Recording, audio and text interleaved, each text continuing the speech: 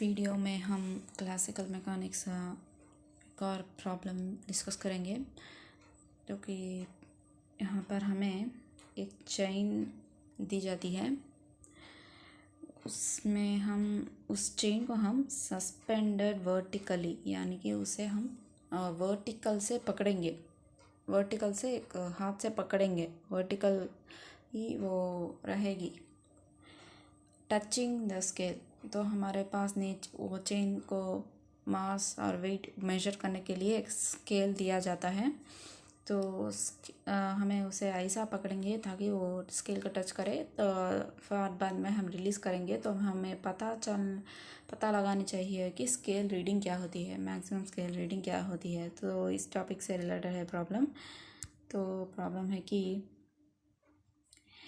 A chain of mass capital M. तो यहाँ पर दिया है कि वो चेन जो है उसका मास है कैपिटल एम और length L is suspended vertically with its lowest and touching a scale. और वो चेन का जो लेंथ है एल, वो हमने उस चेन को वर्टिकली सस्पेंड किया है, यानी कि पकड़ कर रखा है वर्टिकली, ताकि उसका जो चेन का जो लोएस्ट एंड है, यानी कि नीचे का एंड जो है वो स्केल को टच कर सके।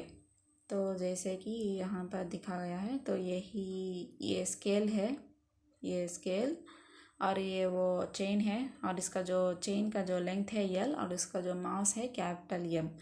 तो अब हमें यहाँ देख सकते हैं कि ये लोएस्ट एंड है, यहाँ पर हमने पकड़ रखा है चेन को। लोएस्ट एंड जो है वो स्केल को टच कर रहा है, तो वही यहाँ पर दिया गया है। The chain is release and falls on the scale. तो हमने ऐसा पकड़ कर सडन से छोड़ देंगे, यानी कि रिलीज़ कर देंगे, तो वो क्या हो जाएगी, वो स्केल पर पड़ जाएगी। What is the reading on the scale at any instant. तो अब हमें पता लगानी चाहिए कि उस स्केल पर रीडिंग क्या होती है any instant, any particular given time में। तो वो रीडिंग जो है चेंज होती जाएगी फाइनली एक घंटे स्टॉप हो जाएगी, क्योंकि चेन जो है धीरे धीरे पड़ रही है, धीरे धीरे चेन का मास उस स्केल पर पड़ता जाएगा। तो उस वजह से रीडिंग जो चेंज होती जाएगी। तो इसीलिए यहाँ पर उन्होंने पूछा है कि reading on the scale at any instant, at any time, at any instant की यानी कि मतलब एट एनी टाइम, जब भी हम चेन को छोड़ देंगे तो उस समय से लेकर जबकि वो पूरे की पूरी चेन नीचे आ गई हो स्केल पर। तो also find the maximum reading on the scale. अब हमें उसके अलावा मैक्सिमम रीडिंग फाइंड कर लेनी चाहिए। तो ये दोनों चीज़ों को हमें फाइंड आउट कर लेनी चाहिए। तो ये चेन जो है एकदम तो नहीं गिरेगी, गिर पड़ेगी स्केल पर जब हमने छोड़ा है। तो 100 से थोड़ा नीचे का जो है वो थोड़ा मूव होके पड़ेगी। तो फाइनली पूरी की पूरी चेन उस पर पड़ जाएगी। तो उसका मास रीडिंग तो आ जाएगी। तो जब भी ये चेन गिरने लगती है हमें चेंज रीडिंग आती है, रीडिंग्स में चेंजेस रहेंगे, वो कांस्टेंट नहीं रहेंगे। जबकि पूरी चेन पड़ गई हो तब हमें रीडिंग आएगी। That reading is nothing but mass of the chain, यानी कि वेट ऑफ द चेन, उस चेन का वेट कितना है। तो अब हम देख लेते हैं कैसे सॉल्व करेंगे इस प्रॉब्लम को।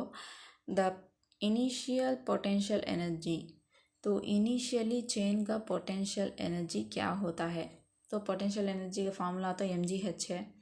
तो यहाँ पर m की जगह हमने डेल्टा m ले लिया है। डेल्टा m यानी कि हम चेन जो है बहुत सारे, अगर इस चेन को हम बहुत सारे हिस्सों में बांट देंगे, यानी कि चेन तो पूरी की पूरी है, ये तो कंटिन्यूस मास है। तो अगर हम गिवन टाइम में एक particular mass of the chain को अगर हम कंसिडर करेंगे, ये मास जो है डेल्टा, ये particular part of the chain, particular length of the chain जो कि dx है, उसका मास कितना है, तो उसका मास डेल्टा m है। इसलिए डेल्टा m वो पर्टिकुलर मास का अगर हम कंसिडर करेंगे तो, और mg acceleration due to gravity, और h की जगह x, यानी कि वो कितने डिस्टेंस में है फ्रॉम दिस यहाँ पर हमें रेफरेंस पॉइंट स्केल को ले लेनी चाहिए। At this reference point potential energy is zero. तो ये रेफरेंस पॉइंट से वो कितने डिस्टेंस में है वो वही हमें एक्स कहलाता है, हाइट ऑफ द चेन। ये पर्टिकुलर मास, हमें यहाँ पर ये पर्टिकुलर मास के बारे में ही सोच लेनी चाहिए है। हम पूरी की पूरी चेन को कंसिडर नहीं कर रहे हैं इस वक्त, सिर्फ और सिर्फ a particular part of the chain को कंसिडर कर रहे हैं। तो उसका वो h x हाइट में रहेगा और इसे हम इंटीग्रेट कर देंगे तो पूरी की पूरी चेन को के लिए पोटेंशियल एनर्जी कितना है वो आ जाएगा हमारे पास। क्योंकि यहाँ जो मास जो है वो सिर्फ नॉट ए पॉइंट मास है। यहाँ पर चेन हम देखेंगे तो ये जो है ये पॉइंट मास नहीं है, ये भी एक मास है, ये भी एक मास है, ये मास, ये पूरे मास तो चेन ही है, लेकिन वो पॉइंट मास तो नहीं है, ये कुछ मास डिस्ट्रीब्यूशन है। इसी वजह से हमें यहाँ पर इंटीग्रेशन यूज़ करनी चाहिए, ना कि सिंपली mgh। तो इसे इंटीग्रेशन हम कहाँ से कहाँ तक करेंगे, ज़ीरो से l, क्योंकि यहाँ जो है ज़ीरो तो पॉइंट, तो यहाँ जो एंड पॉइंट है that is nothing but l, the length of the chain. यहाँ पर x is equals to l, यानी कि उसका हाइट फ्रॉम द स्केल, जो क्योंकि लेंथ ऑफ द चेन है। तो इसे इंटीग्रेशन कर लेनी चाहिए।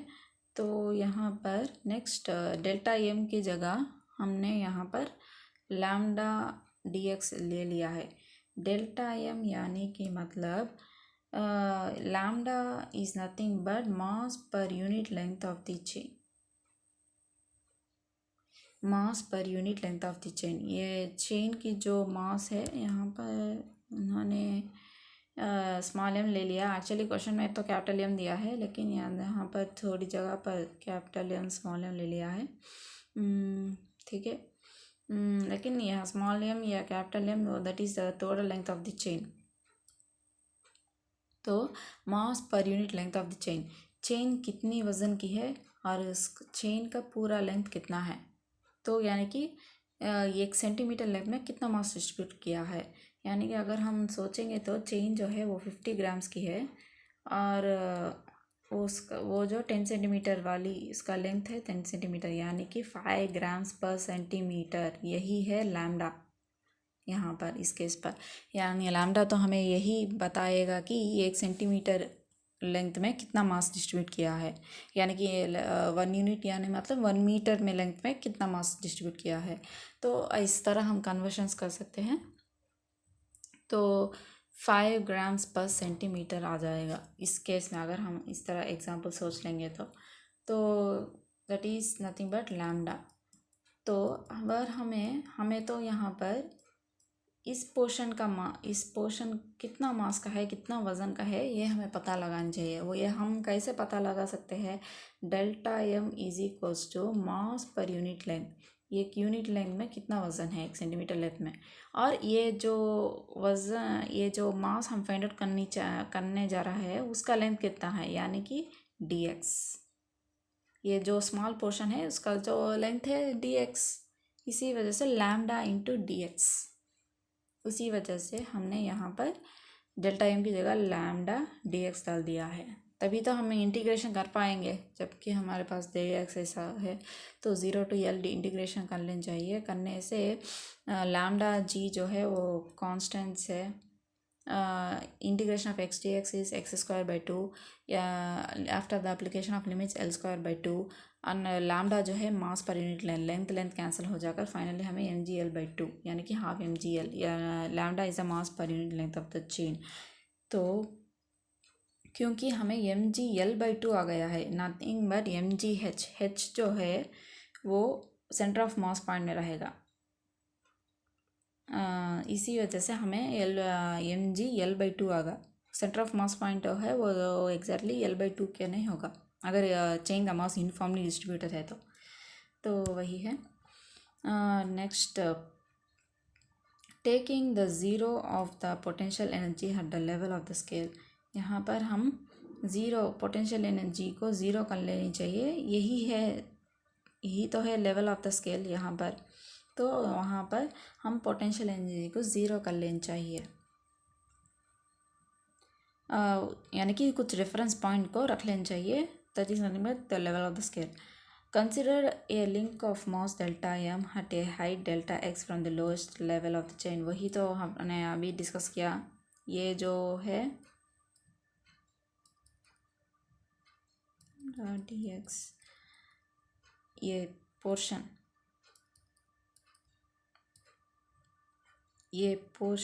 यानी कि ये पोर्शन जो है, ये इस पोर्शन को हमें कंसिडर कर लेना चाहिए। वही तो क्वेश्चन में दिया गया है। डेल्टा एम हटे हाइट एच, तो वो 1 सेंटीमीटर हाइट में है। वही from the lowest level of the chain this mass delta M will acquire a speed v is also root of 2gh when it just reaches the scale. तो ये जो मास है ये इतना सारा स्पीड गेन करेगा। ये तो इस फॉर्मूला में बेस्ड है कि हमें पता है कि V square minus U square is equals to 2as। V square minus U square is equals to 2as।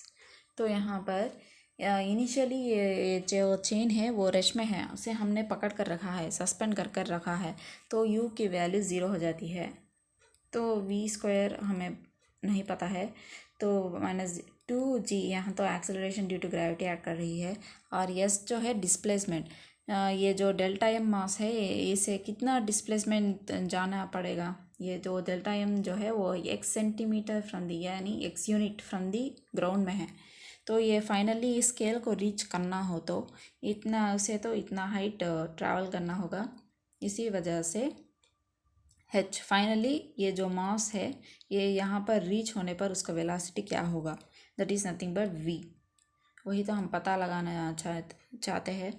तो फाइनली हमें क्या आ जाएगा, वो x डिस्टेंस में है, यानी कि v square is equals to 2gx, यानी कि v is equals to 2gx। तो वही है, यानी कि square root of 2gx, sorry वही तो यहाँ पर दिया गया है। So when it just reaches the scale, ये उसका वेलोसिटी होगा, वो डेल्टा एम मास जिसे को हमने कंसिडर किया है। तो when it reaches the scale, when this part of the chain reaches the position of the scale, the length of the chain up to the point x has already fallen and weight due to this part is m by l x by xg।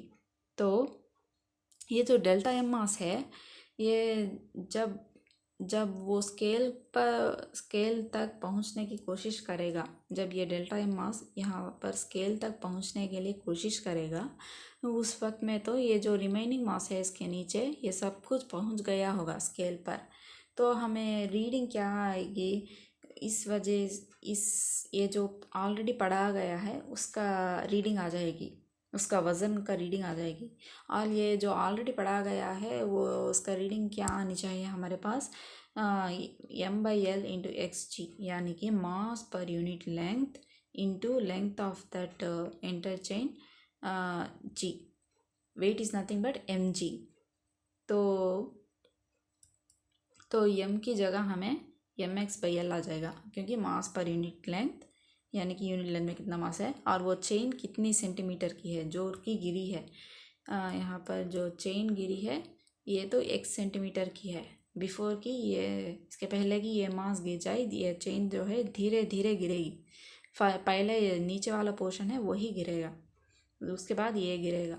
तो गिरने के पहले तो ये पूरा नीचे वाले का पोर्शन गिर जाना चाहिए। तो उसका मास, उसका लेंथ जो है वो x है, इसी वजह से हमने mx/l/g ले लिया है। तो इतना मास ऑलरेडी पड़ गया होगा इवन बिफोर ये डेल्टा एम वहाँ पर पहुँचाएगा। The reading in the scale at this instant will be equal to the normal force on the scale. तो वो स्केल में जो रीडिंग है वो नॉर्मल फोर्स को इक्वल हो जाती है, यानी कि normal force is a contact force. जब भी हम बुक को टेबल पर रखेंगे, बुक का वज़न नीचे आ जाएगा और नीचे एक्ट होता रहेगा टेबल पर, और वो टेबल जो है वो बुक को नीचे बिना नीचे गिरे उसे पकड़ कर रखी है। तो this is action and as a reaction normal force act होएगा। नॉर्मल फोर्स जो है वो कॉन्टैक्ट फोर्स है। जब भी कोई दो ऑब्जेक्ट्स कांटेक्ट में रहेंगे तब वो एक्ट होगा नॉर्मल फोर्स।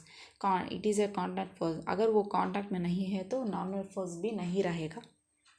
तो यहाँ पर चेन जो है वो कांटेक्ट कर रही है और ये वो स्पीड से जो आ रही है वो उस पर फोर्स कर रही है।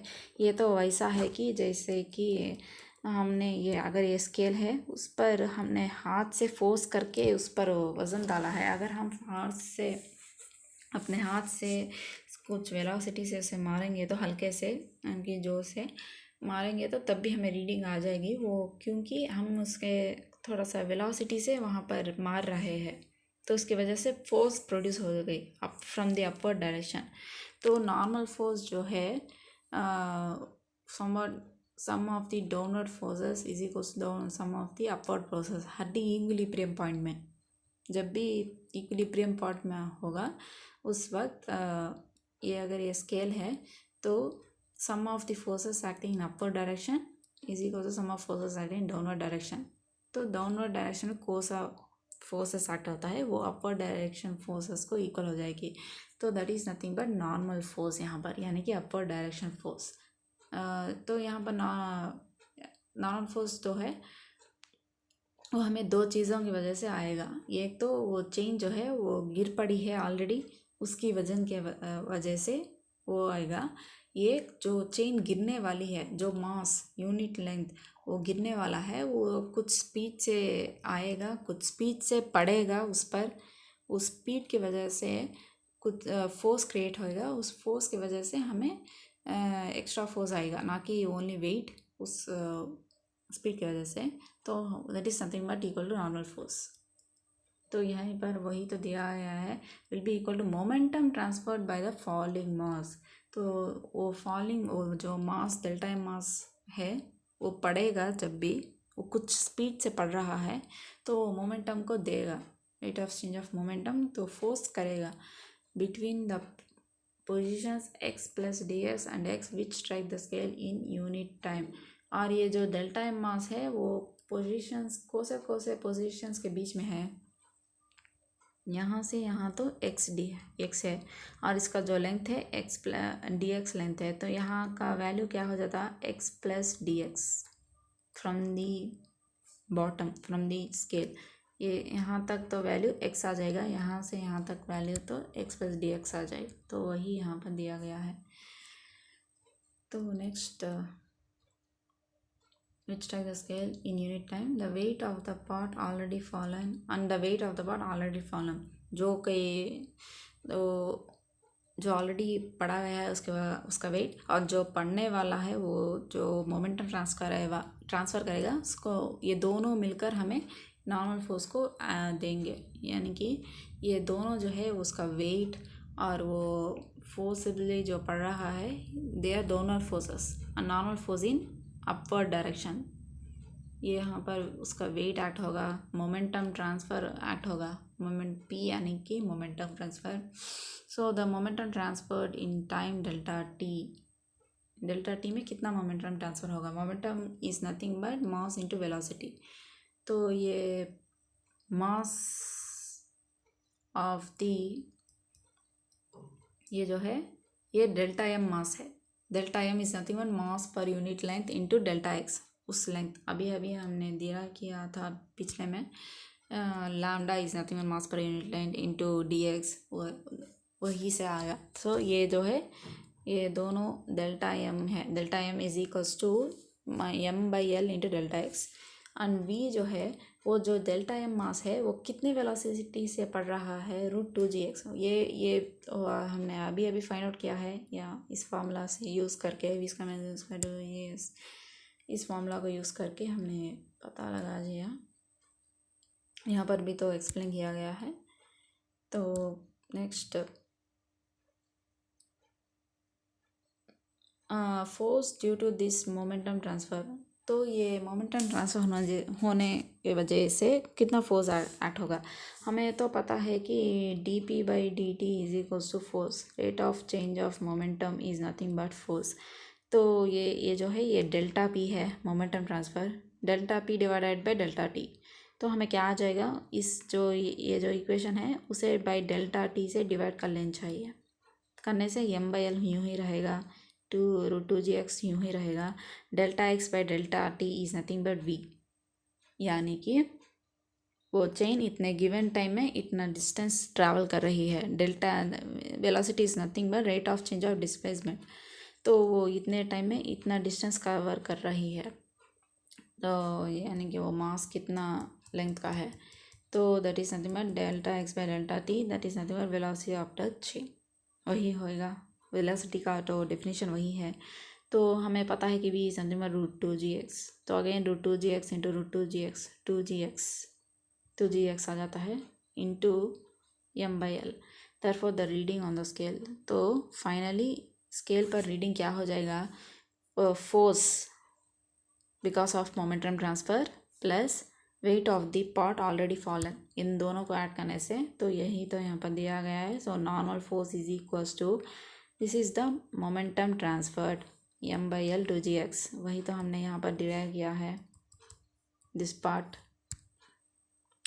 And weight of the mass already fallen, तो ये जो मास है ऑलरेडी फॉलन है, ये भी है तो हमने अभी अभी देखा है m/l इंटू xg, तो इन दोनों को ऐड करने से ये जो है 2gx है, ये ओनली 1gx है, यानी कि 3gx आ जाएगा, 3mgx/l। तो यही है एट एनी इंस्टेंट, उन्होंने हमें पूछा है कि एट एनी इंस्टेंट क्या होगा रीडिंग, तो एनी इंस्टेंट में यही होगा रीडिंग। एक्स को वो डेल्टा एम मास कितने डिस्टेंस में है उसका वैल्यू अगर हम सब्स्टिट्यूट कर देंगे तो हमें इजी से आ जाएगा। Next, N is maximum when X is equals to L है। ये जब भी हमें तो ये भी पूछा गया है कि मैक्सिमम वैल्यू भी फाइंड आउट करो, एक्स का जो है वो मैक्सिमम वैल्यू जो है एल, यानी कि टॉप मोस्ट में जो मास रहेगा,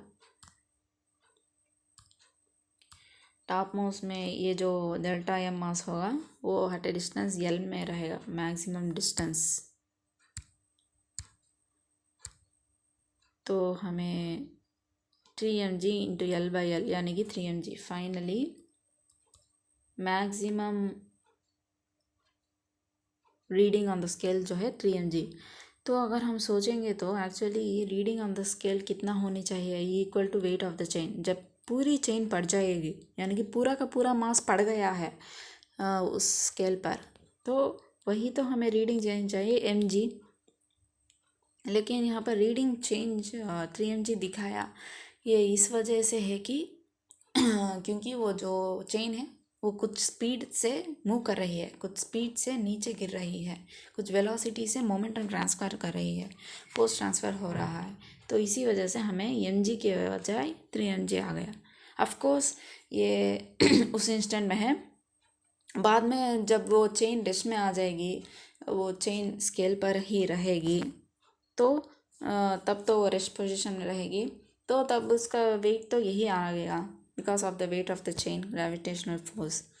लेकिन ये जो आया है हमारे पास, ये चेन कुछ स्पीड से गिरने की वजह से हमने उस चेन को ऊपर से पकड़कर सस्पेंड कर कर छोड़ दिया एकदम, ना कि हमने उसे हल्का तो नहीं डाले पूरी की पूरी चेन, हमने उसे ऊपर से यहाँ पर पकड़ कर रखकर सडन से छोड़ दिया। तो ये हल्के हल्के से ये मोमेंटम ट्रांसफ़र करके ग्रेविटी के वजह से गिरते गिरते उसे वेलोसिटी जो आ गई है उसी वजह से हमें 3mg आ गया है। तो यही है प्रॉब्लम इसका और इसका सॉल्यूशन। तो थैंक यू।